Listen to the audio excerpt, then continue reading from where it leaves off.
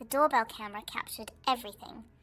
A man dragging something heavy, wrapped in fabric, across the pavement at 4 a.m., struggling with the weight as he pulled it toward his car. Inside that bundle was his wife. Sheylla Cabrera arrived in the United States from Peru with a dream that millions of immigrants share, to build a better life for her family. At 33 years old, she'd become exactly what she hoped to be: a loving mother to 3 young sons, ages 9, 6, and 4, living in Lancaster, California. Those who knew her described her as an unconditional friend, a loving mother, and a hard worker. Sheylla's friends in Lancaster saw her as someone who radiated warmth despite carrying burdens that would have crushed others. She worked tirelessly to provide for her 3 boys, maintaining the kind of positive energy that drew people to her. In her small apartment on Lancaster Boulevard, she created a home filled with love for her children. But there was something Sheylla kept hidden beneath that bright smile, something dark that only those closest to her knew about. Her husband, 36-year-old Jossimar Cabrera Cornejo, was not the man he appeared to be to the outside world. Behind closed doors, their marriage was anything but the happy family portrait it seemed. According to Sheylla's mother, Helga Rosillo, who remained in Peru, her daughter had reported Jossimar for domestic violence back in their home country. The abuse had followed them across borders and oceans. It wasn't just Sheylla who suffered. Rosillo stated, "She told me that he hit her, mistreated her, and even slapped my youngest grandchild, who is just 3 years old." For years, Sheylla endured physical and verbal abuse, trapped in a relationship that grew more dangerous with each passing day. Her friends watched helplessly as she struggled with an impossible decision: stay and endure the violence, or leave and risk losing her children to a man who repeatedly threatened to take them away from her if she tried to escape. Elizabeth Rousseau, one of Sheylla's friends, explained the terrible bind Sheylla found herself in. She said, "She was just too scared because he would always threaten to leave with the kids, so I think that was her fear. If she did anything, he was going to kidnap the kids." Those threats had kept Sheylla trapped for years, but by the summer of 2025, something inside her had shifted. The years of abuse had worn away her hope that things would somehow improve, and staying had become more dangerous than leaving. By early August 2025, Sheylla had reached her breaking point. Friends revealed that Sheylla was in an abusive relationship and had asked her husband for a divorce. This wasn't a decision she made lightly. She understood the danger that came with leaving an abusive partner, but staying had become impossible. On August 9th, Sheylla spoke with her parents in Peru and told them of her plans to leave Jossimar and take their 3 young children with her. It was a conversation filled with both determination and fear. She knew she needed to protect herself and her boys. Sheylla's mother says that the last time they spoke, her daughter told her she would be filing a report against Jossimar in Lancaster. That conversation would be the last time she would ever hear her daughter's voice. In the apartment on Lancaster Boulevard, tension filled every room. Jossimar knew what was coming. His wife, the woman he had controlled through fear and violence for so long, was planning to leave him. The mask of control he had worn for years was slipping, and beneath it lay something far more dangerous than anyone had imagined. Another friend tearfully recalled during a vigil, "This is really hard for me right now because we tried to get her out." The community had seen the warning signs. They had tried to help, but domestic violence cases are notoriously difficult to escape, especially when children are involved and the abuser makes credible threats. What Sheylla didn't realize was that Jossimar had no intention of letting her go. In his mind, if he couldn't control her anymore, then no one would have her. August 9th was the last day Sheylla Cabrera was seen alive. Inside the Lancaster apartment on August 10th, the unthinkable happened. The exact details of the murder remained sealed in court documents, but what investigators piece together paints a picture of calculated violence.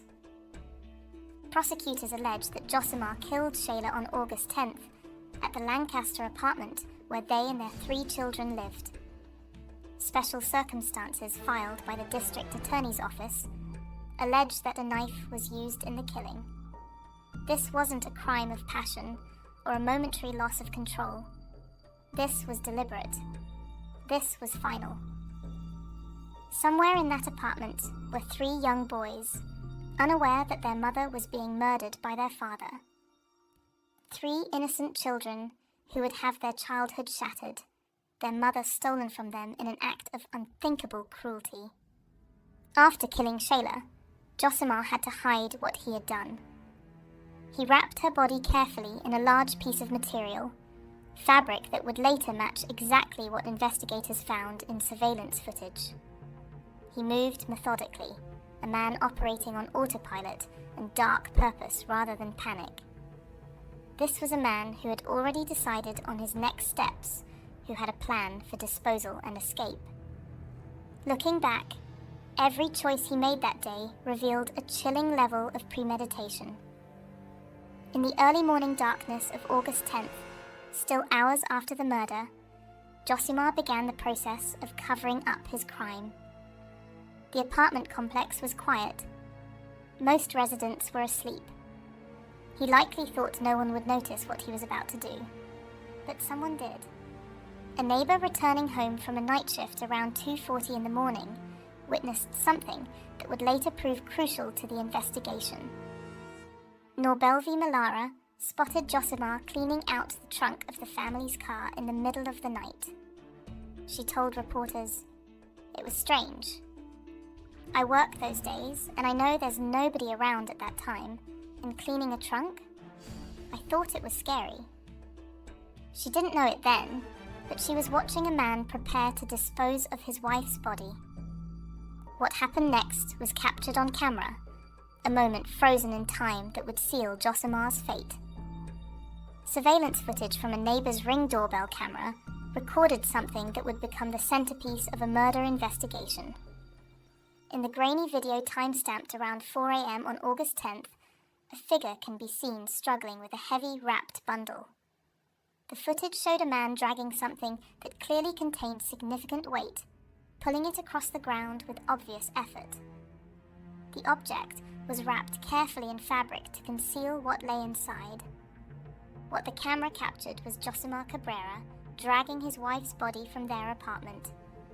He loaded Sheylla into the trunk of the family car and drove her to the Angeles National Forest, a vast wilderness area about an hour north of Lancaster. The forest, with its steep canyons and remote embankments, stretches for miles of rugged terrain. It had become, tragically, a dumping ground for those trying to hide terrible crimes. Jossimar navigated the dark roads leading into the forest. When he found a suitable location, he pulled Sheylla's body from the trunk and threw her over the side of an embankment, discarding her among the brush and rocks like she meant nothing. He then returned home to his 3 sons and began constructing the lies that would buy him time to escape. 2 days after Sheylla was murdered, on August 12th, concerned friends reported her missing to the Los Angeles County Sheriff's Department. When Sheylla failed to respond to messages and calls, her friends knew immediately that something was terribly wrong. This wasn't like her. She always stayed in touch, especially when it concerned her children. Deputies responded to the apartment complex on the 500 block of Lancaster Boulevard to take a missing person report. But when authorities began asking questions, Jossimar's story started to unravel like a cheap sweater. Jossimar gave varying accounts of his wife's whereabouts to different people. According to reports, he initially told authorities that his wife had been abducted by Immigration and Customs Enforcement. It was a calculated lie designed to explain Sheylla's sudden disappearance, while making it seem like she had been taken by federal authorities. Something that would be difficult to immediately verify and might discourage further questions. Later, he claimed she left with another man. In a third account, he said she'd suffered an accident but refused to provide any details. Each lie contradicted the last, raising red flags for investigators and Sheylla's family. Why would a concerned husband have three completely different explanations for where his wife was? The inconsistencies were glaring. Detectives immediately suspected foul play. Sheylla's friends told investigators about the years of domestic violence, about her plans to leave, about the threats Jossimar had made to take the children. Combined with his constantly changing story, investigators knew they were looking at something far more sinister than a missing person case. They began looking into surveillance footage from the apartment complex, hoping to find any clue about what had happened to Sheylla. On August 13th, during Lancaster Station's follow-up investigation, detectives discovered something that transformed the case entirely. They found surveillance footage from a neighbor's ring camera that showed Jossimar dragging a large object wrapped in material from the apartment complex. The damning video footage instantly transformed the investigation from a missing person case to a homicide investigation. The Los Angeles County Sheriff's Department's Homicide Bureau immediately took over the case. Detectives contacted the Crescenta Valley, Altadena, and Montrose Mountain search and rescue teams, who immediately began searching large areas of the Angeles National Forest. The forest covers over 700,000 acres of rugged mountain terrain. Finding a body there would be like finding a needle in a haystack, but investigators had to try. Meanwhile, detectives worked in conjunction with the Mexican General Consulate and the Peruvian General Consulate, issuing alerts for Jossimar Cabrera. They had learned something else deeply concerning. Jossimar and the couple's 3 young children were also missing. Investigators believed Jossimar had already fled to the United States, likely taking his sons with him back to Peru. On Saturday morning, August 16th, shortly after 10 a.m., investigators received a call from the Montrose Mountain Search and Rescue Team. They had found something. The rescue team reported they had spotted an object similar to the material that was seen being dragged by Jossimar in the surveillance footage. The object was located over the side of an embankment in the Angeles National Forest, in a remote area about an hour's drive from the Lancaster apartment. Homicide detectives rushed to the scene. When they examined the material more closely, their worst fears were confirmed. The investigator responded to the scene, and it was discovered that the material contained the body of Sheylla Cabrera, who was pronounced deceased at the scene. The evidence was undeniable. The video showed Jossimar dragging something from the apartment.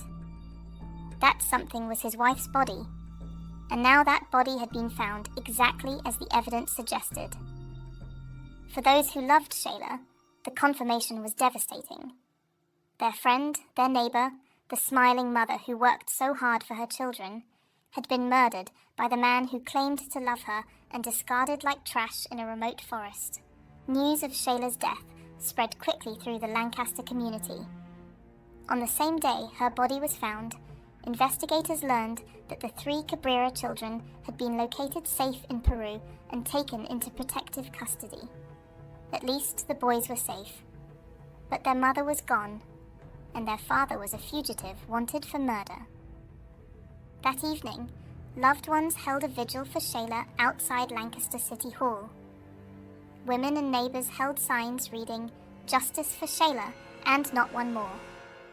As the vigil candles flickered in the California evening, Jossimar Cabrera was thousands of miles away, having fled to Peru in a desperate attempt to escape justice. Lieutenant Michael Medica told the New York Times that Jossimar was detained in both Mexico and Peru after entering the countries by land. In each instance, he was released because he had not yet been charged with a crime. Without formal charges filed in the U.S. authorities in Mexico, and Peru had no legal grounds to hold him. Peruvian authorities questioned him at the airport in Lima and took the children into protective custody, but couldn't detain Jossimar himself. Peru's foreign ministry announced that it had repatriated the children back to Los Angeles via Mexico City to be reunited with their maternal grandmother. Meanwhile, prosecutors in Los Angeles County prepared to file formal charges. On Thursday, August 21st, homicide investigators presented their case to the Los Angeles County District Attorney's Office. Jossimar Cabrera Cornejo was charged with 1 count of murder with allegations of using a knife as a deadly weapon. The next day, the District Attorney's Office filed an extradition arrest warrant. District Attorney Nathan Hookman issued a statement. "The allegations against this man are horrific, and we will do everything possible to bring him to justice, back under our jurisdiction to be held accountable." An Interpol red notice was issued for Jossimar's arrest, marking him as a wanted fugitive across the globe. If convicted as charged, he faced a possible maximum sentence of 26 years to life in prison. For days, Jossimar remained at large in Peru, but the walls were closing in, and he knew it. On August 27, 2025, he turned himself in to the Interpol headquarters in Lima, Peru. Peru's National Police Force announced the surrender with a video showing him handcuffed, wearing an Interpol insignia on his shirt, flanked by law enforcement officers. Local authorities are in the process of extraditing him back to California to stand trial. The extradition process could take several months, but Jossimar will remain in Peruvian custody until he can be returned to the United States.